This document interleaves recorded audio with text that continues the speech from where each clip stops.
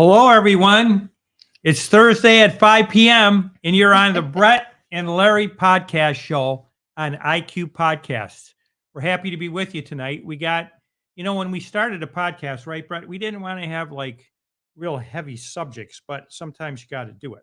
So we've been doing our sewage thing, and tonight we got another kind of heavy subject, but we're already getting compliments from people that they're happy we're going to tackle this. So our guests tonight are Pastor Eric Smith and his wife, Karen Smith, and tell the people what we're going to talk about. So you're right. We don't like to tackle issues that are very dark, but unfortunately, there's a lot of that going around. And I think with the film that we worked on, they were the executive producers, of course. And thank you for your support. Yes, because it really added a lot more to the film. Oh, good. It was our pleasure. I think it was all the right reason. Somebody's like the other day said, you did it. It came up to me. You did a really good job on the film. I said, stop. I said, first of all, the reason that film worked was because we had a phenomenal team. Yeah, we did. Everybody had something they brought to the table, and it made it what it was. So it was a team effort to make that film. Yeah, and Pastor Eric and Karen really huge. A lot. We appreciate it. So I think, but because of that film, we'll segue into this subject. I think what happened was we found that you're very trustworthy. In Coronado, everybody trusts you. Nobody knows who I am. They do now. Because when they see me, they're like, "Oh, you're the big dump," and I'm like, "Thanks." That's a true story, and everybody, of course, laughs. But we've developed no nonsense trust within our own community, and I think even abroad, with topics that I think that we've dove into. So one of these topics, of course, and we're going to talk more about this in your experience, is about suicide and the suicide rate that's happening on the bridge in Coronado. Yep, that's what we're going to tackle tonight, folks. Tough stuff. So why don't we start with Eric or Karen and tell our audience listeners what happened 8 days ago on a Wednesday night, Ash Wednesday and Valentine's Day. Tell them. Okay. Well, I think I'll tackle this for you. So we were on our way to our Ash Wednesday service with our faith community here in Coronado. Eric and I live in La Mesa, and so we were coming over the bridge. The car in front of us, a little sporty thing, began to slow and then eventually stopped. Directly in front of us, a young man got out. He had put on his flashers. He moved to the front of his car. We realized, oh, maybe he's having some car problems. And instead of lifting his hood, he looked over the side, put his foot on, and jumped. It all took about 6 seconds. Wow. It was horrifying. Horrifying. We didn't believe what we were seeing. No. And so we managed to go around. Of course, I was a mess. And you will be for the rest of your life. Yes. Yeah, my child psychologist daughter is insisting that I speak with someone because these things do stay with you. You know, it's very, very difficult. I mean, I do replay the film, that sort of thing. But ultimately what happened was we managed to get over the bridge and pull off. And Eric contacted the police, and we gave them as much description and everything that had gone on as we could. And then thankfully, actually, it was a blessing that we were headed to be with our faith community because we needed that. We needed that in that moment. And certainly the concept of the Ash Wednesday service, the imposition of ashes, took on a deeply profound meaning that evening. It was so stunning. It doesn't begin to describe it, but I guess what impacted me so much was the sense of this of a human being, of the spirit of a human being who was in such pain. Obviously, to me, that in such pain to take his own life is it's like the universe got rocked. I don't know to be a witness to that. I know there are terrible things that happen in the world all around all the time, but to be right there, I mean, we were right behind, we were feet away from him, and then to watch this and then to realize what had just taken place, and let that allow that impact to hit. It was like, we watched Oppenheimer not too long ago, and they talked about the residual waves that came in after the bomb went off. It's like that. It was incredible. It's like a soldier in war, really. You're like in war there for Well, yeah, PTSD. PTSD. Which is- PTSD. So, here's the thing. Knowing both of you, and I believe that things don't happen by accident. They don't happen to you. They happen for you. As sad as that situation is, you are the two individuals that, and you already know what I'm probably going to say. Mhm. You want to finish what I'm saying? Well, they got everybody we know, all our friends, all the people at the Coronado Community Church, now to focus on this subject. Eric and Karen have statistics, which maybe you'll go over a little bit. with the Sure. people. Sure. And so that's part right, that- they're that- coming that- to they're making the subject go. That's part of it. And I'm sorry that if I am always so aggressive when I go after things or see things, because I don't mean to be that way. But you guys have also taught me to get more involved with my feelings when, like with the sewage. And you and I talked about it. We didn't want to be those. We didn't want to make that our thing. Absolutely. But you said, well, maybe you have to be. It seemed to have presented itself, put itself in your path at that time. And so there you go. So I don't think that this is an accident either. I think if two people had an impact on getting the message out and really, really helping solidify why it isn't happening, why it's going to take till 2027, I think, when we're averaging, I heard, anywhere from 2 to 3 jumpers a week. That's what we've been told. I just had to go out and collect information as quickly as I could. That was sort of my way of processing things there. And I found out that suicide rate has gone up 36% in the last 15 years. Well, that's a huge number of people. There is a suicide taking place in this country every 11 minutes. Wow. Every 11 minutes. Wow. And the thing with our bridge, the thing with the San Diego Coronado Bridge is it's too easy. If somebody's got they're in a difficult time in life, and all of us have difficult times in life when we just aren't sure which way is up, how things are going. Well, I was listening to one researcher talk about suicide prevention. He said there are those people among us who have a leaning just by our genetics or by who we are, the way that we're made, our chemistry. We would lean more easily toward being affected by big events in our lives. And when one of those big events comes along, like you lose a job or your economic force changes, or your breakup with your wife or with your honey, and it's a final kind of thing, all of those kinds of things can push somebody to a point where they're in so much mental pain that they don't think they don't think there's any way to get out of that pain. And so, off they go. Well, the Coronado Bridge is too easy. If anything, And you witnessed that. It was easy as a step from the ground and stepping over. Step over the edge, and he's gone, just like that. Just like that. So the people who try to talk the people down, which sometimes happen, it didn't happen in this incident. What do you think they say to the people? What would you guess? Wait, stop. No, I mean, but other stuff like think of your parents, think of your friends. Children. What would they say? Yeah. I really think it's situational. I would love to tell you there's a program for this, but I think you just start talking and get their attention, and whatever it takes here, to be engaged in conversation, and then say, why are you here? What can I do?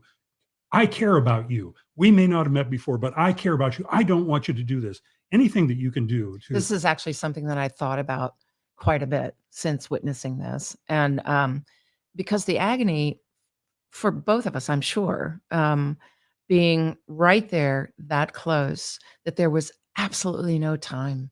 There was no time to even open the door. You weren't prepared. There was not at all.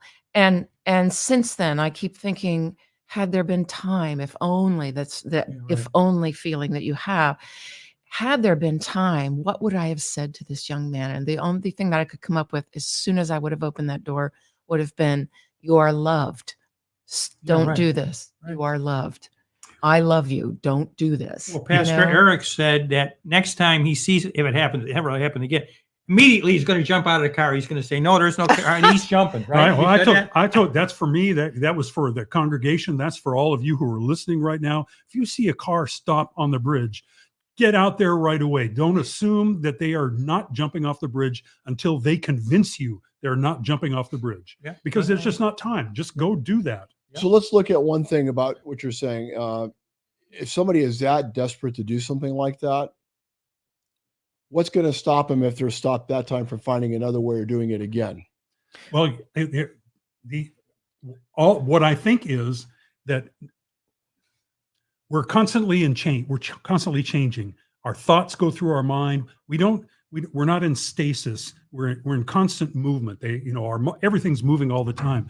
What you think right in this moment is not what you're going to be thinking 5 minutes from now. Exactly. And what somebody thinks when they're standing on the bridge that they're going to go off, give them 30 minutes and they're going to be thinking something different than what they're thinking right and then. Doesn't mean if somebody really decides to do themselves in and can't let go of that idea, there's really not much that can be done to stop them. However, I think, I don't know how many, I don't know what the statistics on that are, but I'm certain that not everybody, it becomes a moment of opportunity. I'm on this bridge here. It's easy to do this. I can go there, do this. It's simple. I know there's no mess afterward for people. I mean, all the crazy kind of thinking. You can, if you take away the easy part of this, it slows everything down, and people tend to start thinking differently with more time. I would like to share that a woman actually reached out to me because you guys all know Wayne Strickland, who's here in Coronado and has in years past done this bridge memorial service, which he, by the way, is going to be doing again in June 9th. June 9th. To honor or to remember these Really? souls who, Where's he do it at? under the bridge or near the bridge. Under the somewhere. bridge. Park. Yeah, Okay, yeah, Devon's Park. yeah. So, so there was I'm going to go to that. I Me was too. commenting on that, on his page and so forth. And we were in conversation. And then a woman reached out to me and asked if she could direct message me. And she said, because I was a friend of his. And she was from LA. And I said, of course you can. So she wrote to me, and I got to tell you, boy, this was difficult because her thing was, this has been bugging me. Can you please tell me, if possible, did he look like he'd been crying? Was he angry, or was he just determined? What was his demeanor? And so I had to think about that. And I thought, I don't, Maybe I don't want to You were say close anything. enough to see if he was crying? Well, Pretty close. we were, Yeah, yes, okay. we were close, Oh. but he had sunglasses on. Oh. And so I had to say, well, unfortunately, I'm sorry to say, there was no time. He took no time. He was very decisive. And as to his demeanor, I can't tell you because he had sunglasses on. But she's told me that this guy is a young guy, very, she's called him a bit naive, but a really sweet soul, right? Mhm. And that this is so totally out of the ordinary. she knew him. Anything She he knew would do. him. Yeah. They were good friends. And but she also shared that he does have or did have an issue with depression, Mhm. and that his medication had been changed 2 days before this. Wow. Now, he drove down here from LA. Really? To do it on the Coronado Bridge? I don't know if that was his purpose, but it kind of seems that way. His family is actually, Eric was able to, I'll let you address that. No, I talked with his brother-in-law Yeah. because I don't think his sister was able to have the conversation, but they're in Virginia. And, They're back east, and yeah. we connected. We're able to talk.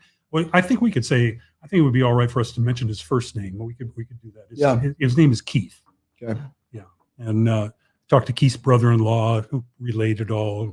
And and then Karen talked to the friend, and, it just, I feel this bond with this person. Yeah, right. And, Mhm. and So 8 days ago, you didn't know the guy Right. at all, and now you're bonding. Right. oh, Interesting. So what do you think out of this tragedy? What can come out of it in some way? Because both the two of you are very good at finding ways to solve or at least try to combat issues. Is there something you want to do more with this, or do you want Well, to leave it alone? I tell you, the main thing right now is there needs to be the preventative net or whatever it is they're going to put on the bridge. Okay. Yesterday is too long. Okay. I mean, what's a human life worth? Right. Right. And how many more, if we wait till 2027 and there's an average of 2 to 3 a week, how many lives is that, you think? Well, who was it said that there, maybe you told me this, honey, about that there were an average of 400 deaths off that bridge every year. And the thing is, I shared this with some friends of mine, right? When after this happened, I was with some friends and we were talking about it, and they said, well, you said that, but I looked in the paper, I didn't see anything. And I said, you won't. No, you don't. You won't see anything. They don't advertise it. They don't. And so these people who are in pain and who are suffering, who make this momentary bad choice, they are basically forgotten just like that. And they're not, their names are not mentioned. They're not, there's Well, Wayne no, Strickland's not forgetting them. no, thank goodness. No, No, That's very not at good, all. Wayne, yeah. But Wayne's World. part of the problem is this is one of those things we don't talk about. Right. Yeah. Well, it's Just very a- comfortable for a lot of people. It is, but the only way to get comfortable with it, which we don't want to get, I don't mean too comfortable, but to be able to have the conversation is to have conversations about it, like we're doing right now.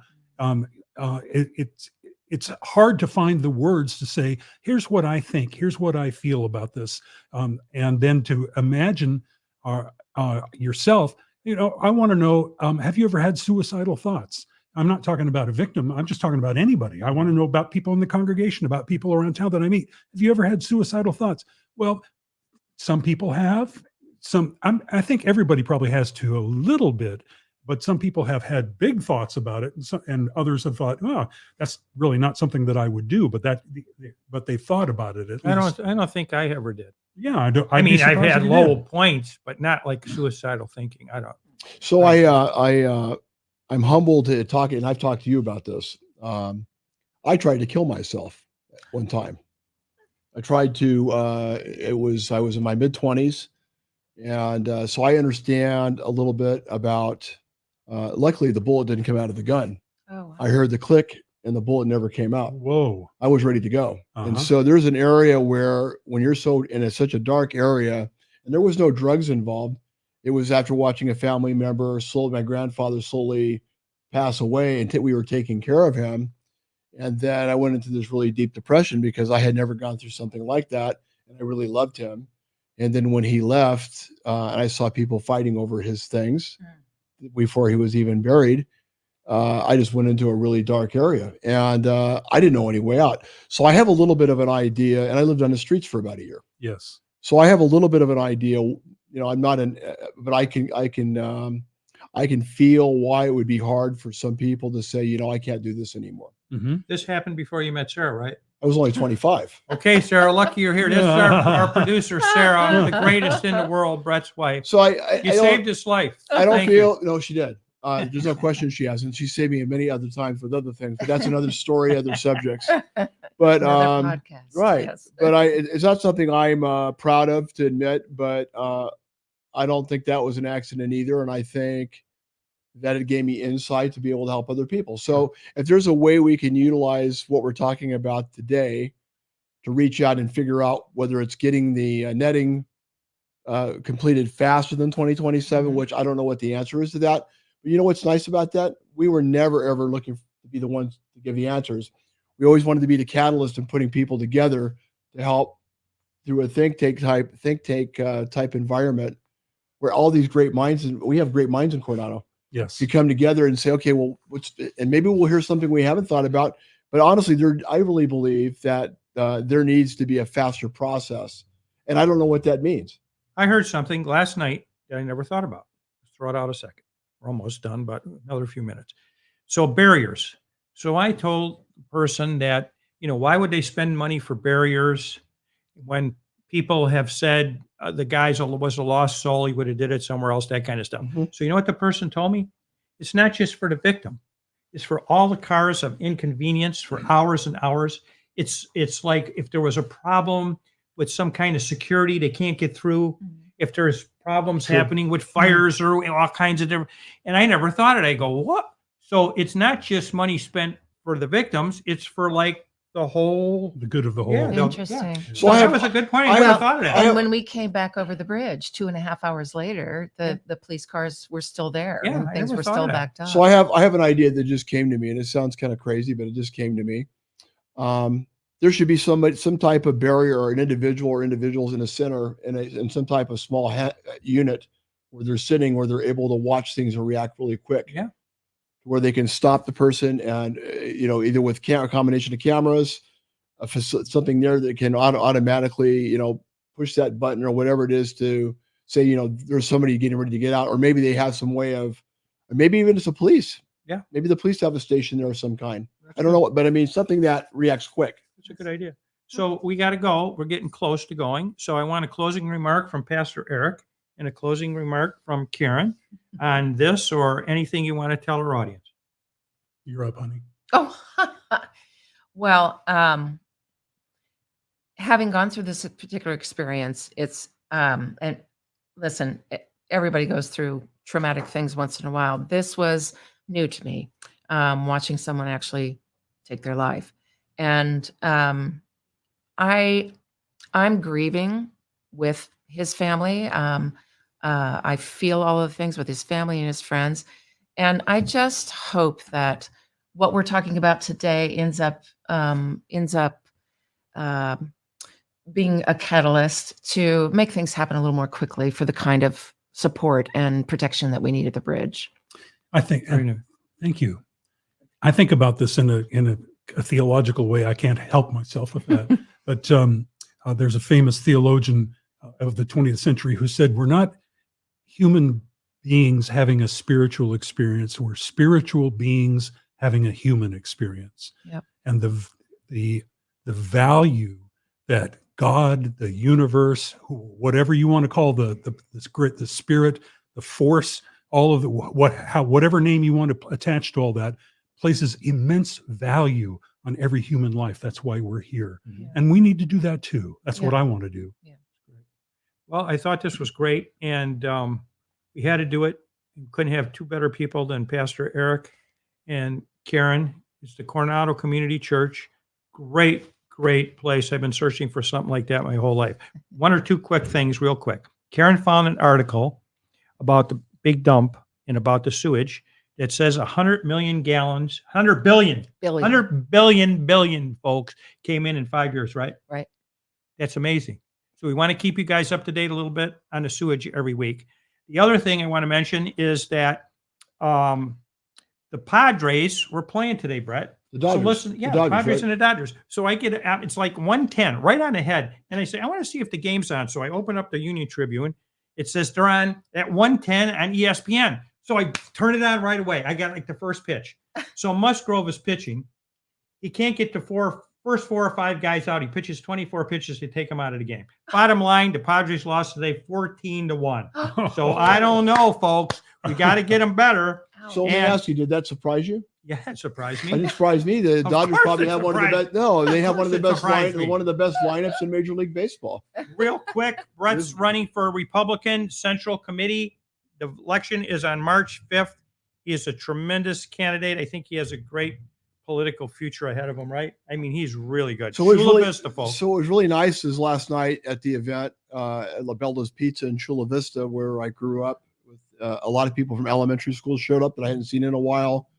People within the community showed up, and I had Republicans, Democrats, and Independents at that event because they know that I try to work with everybody, but there needs to be a lot of improvements. And one thing we need to improve on is learn how to respect each other again and be kind and say, well, you don't agree on this, but let's work on these problems together. So I think that's kind of what this seat's going to be for me, is bringing people together. March 5th. Vote March for 5th. Brett. Vote for Brett. Real quick, if you want to read my book, Directions to a Happy Life, is on Amazon. You can buy it on Amazon. You get it like in a day. I love that book, Larry. I know. It's one of my I know. favorite. It's I one of know. my favorite That's books. great. And Brett, talk about your training and then give him a closing word. Do I really have enough time? Yeah, we got time. I mean, for about your everything that I'm training. doing. And then give them some closing wisdom. My background, of course, was fitness at one time. It still apparently is. People remember me for that, and they remember me for other things, of course. But there's something about taking somebody that's challenged mentally and physically and finding a way to bring those two things together and help them become stronger and better. So I think that's why people continue to reach out. I've had families where I've trained the great grandmother, the grandmother, the daughter, the daughter's daughter. I've had 4 or 5 generations of family members that I've worked Oh, with. my goodness. That's how old I'm getting. Happy trails again till we meet again. Final wisdom for everyone. Remember, it's not what you say, it's how you say it. Very good. Very Love nice. it. Thanks, Pastor Eric. Sure enough. Thanks, Karen. Thank it was you. great. Thanks for having us. See you next Thursday, 5 o'clock, Brett and Larry's podcast on IQ Podcast.